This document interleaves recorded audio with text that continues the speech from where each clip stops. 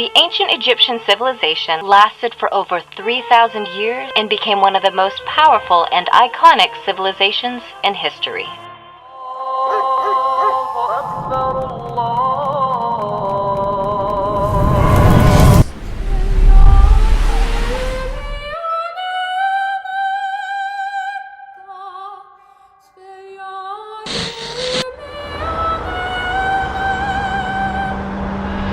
إيه اللي بتعرفوه عن مصر غير الأهرامات وأبو الهول وشرم الشيخ والغردقة والأماكن المشهورة اللي كلنا عارفينها؟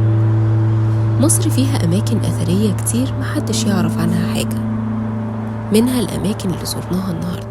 It was used to inscribe monuments and pottery and predominantly served a decorative or ceremonial purpose.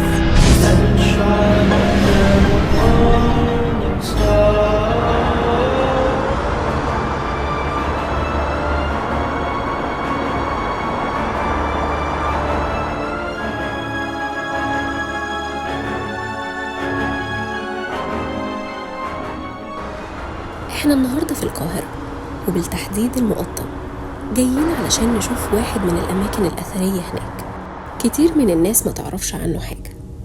دير الأنبا سمعان أو بيسموه كنيسة الكهف.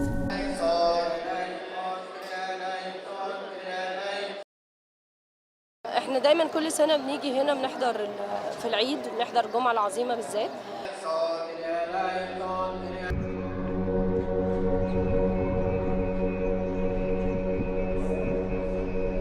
واحد من الأماكن التاريخية اللي مش معروفة قوي، وده على الرغم إنها موجودة في قلب القاهرة، دير القديس سمعان الدباغ بالمقطم، اللي بيعتبر أحد أهم وأعرق الآثار المصرية القديمة.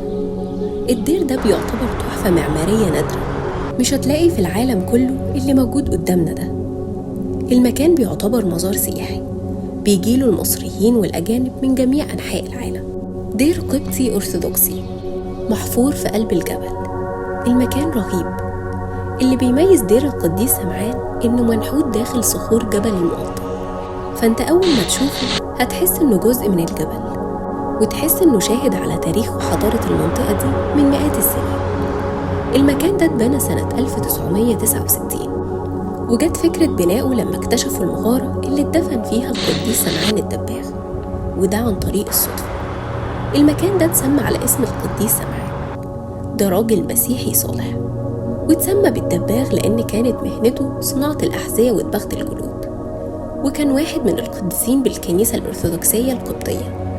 واللي بنوا الدير هم الجماعة اللي كانوا بيسكنوا المنطقة، وكان اسمها حي الزبالين، وده لأن كانت شغلتهم إنهم يلموا القمامة من الأرض ويجمعوها ويبيعوها ويكسبوا منها. وعشان يبنوا المكان ده احتاجوا 2.5 مليون حجر من حجارة الصحراء. المكان خيالي، المفروض ياخد حقه أكتر من كده. أول مرة أشوف نحت على الصخور بالإتقان ده، وده طبعا بعد الفراعنة. المكان فيه 4 مغارات، وكل مغارة تم تحويلها لكنيسة. الكنيسة الكبيرة عبارة عن مدرج داخل مغارة كبيرة في حضن الجبل. الكراسي فيها على هيئة مدرجات زي ما انتم شايفين كده، تحس انك قاعد في استاد ومستني الماتش يبدأ. ممتع جدا اللي اخترع الفكرة دي. الكنيسة بيزورها سياح أجانب كتير من جميع الجنسيات، وده علشان يشوفوا التماثيل المنحوتة في الجبل. تمثال السيد المسيح والسيدة العذراء،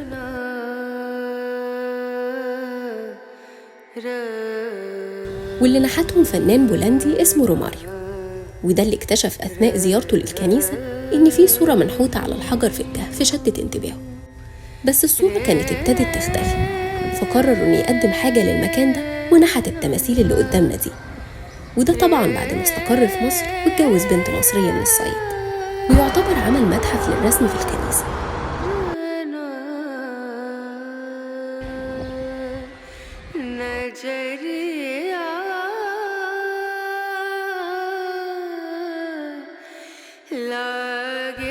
المكان ممتع جدا وتحب تشوفه مرة واتنين، فدي أكيد مش آخر مرة أجي فيها هنا، لازم أجي وأشوف التحف الأثرية دي مرة كمان.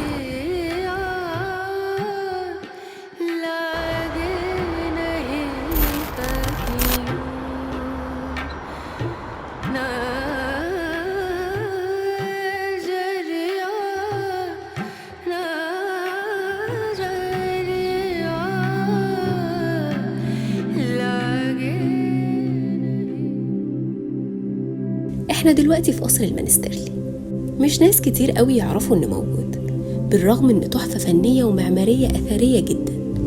القصر خيالي، أول مرة أشوف تصميم خيالي بالحجم ده. القصر موجود في وسط النيل لأنه كان معمول لقياس مستوى منسوب المية، واتبنى سنة 1851، يعني من حوالي 167 سنة. اللي بنى القصر ده حسن فؤاد المنستيرلي باشا، كان محافظ القاهرة وبعدها بقى وزير الداخلية. المكان كبير جدا، مساحته 1000 متر مربع، والقصر جماله خيالي فعلا. انت متخيل تكون قاعد لوحدك في قلب النيل ومفيش ناس جنبك؟ بيتهيألي كلنا بنتمنى كده.